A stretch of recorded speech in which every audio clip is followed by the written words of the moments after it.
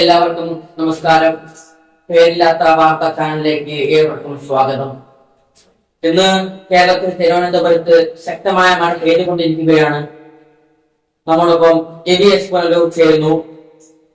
ABS Punalur, എന്തൊക്കെയാണ് തിരുവനന്തപുരത്തെ കാലാവസ്ഥയെ കുറിച്ച് നമുക്ക് അറിയുവാൻ സാധിക്കുന്നത്? അവിടുത്തെ സ്കൂളുകൾക്ക് അവധി പ്രഖ്യാപിച്ചോ? സ്കൂളുകളിലെ കലോത്സവം അതുപോലുള്ള പരിപാടികളൊക്കെ മാറ്റിവെച്ചോ? എന്തൊക്കെയാണ് വിവരങ്ങൾ ലഭിക്കുന്നത്? ഗുഡ് മോർണിംഗ് അറിയിച്ചുകൊള്ളുന്നു. നിങ്ങൾക്ക് തന്നെ കാണുവാൻ സാധിക്കും. ഞാനിപ്പോൾ ഒരാഴ്ച തിരുവനന്തപുരം ജില്ലയ്ക്കുള്ളിലാണ്. തിരുവനന്തപുരം ജില്ലയിൽ നല്ല ശക്തമായ മഴ പെയ്തുകൊണ്ടിരിക്കുകയാണ്.